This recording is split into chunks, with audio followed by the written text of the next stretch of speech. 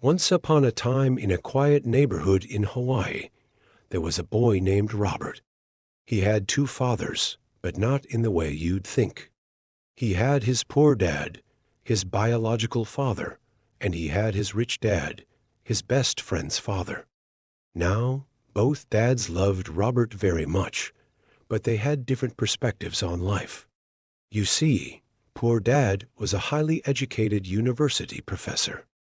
He worked hard, valued school, and believed the only path to success was study well, get a secure job, retire peacefully. Rich dad, on the other hand, never finished school, but he was a businessman who understood money and how the financial system works. And he believed that knowledge is the real power. Every time Robert heard poor dad say, "Money is the root of all evil.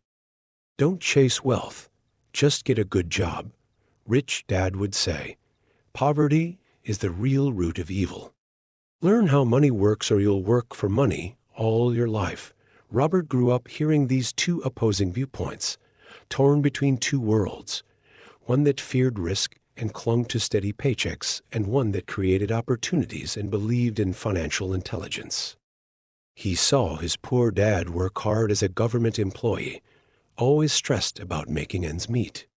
Even though he had a high-paying job, he never seemed to have enough. Then Robert saw his rich dad who, although he didn't have a typical job, had more money than he knew what to do with. It didn't make sense to Robert.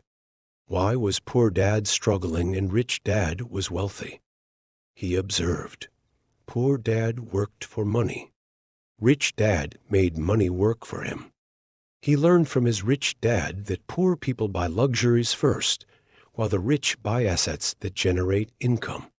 Robert asked his rich dad, "Why don't they teach this in school?" And rich dad replied, "Because schools train employees, not the wealthy." That's when Robert realized that financial freedom doesn't come from a paycheck alone. It comes from building financial literacy. He began to understand the difference between an asset and a liability, how to make money work for him, not the other way around. And as he grew older, he wrote this story down and shared it with the world. And now it's time for you to take the next step. Go out into the world, observe and learn. Ask questions like, what makes some people financially free while others are not? How does the system work? Once you have that knowledge, put it to work. Start today, because the sooner you begin, the sooner you'll succeed. If you found this helpful, like and share for more stories that teach financial literacy.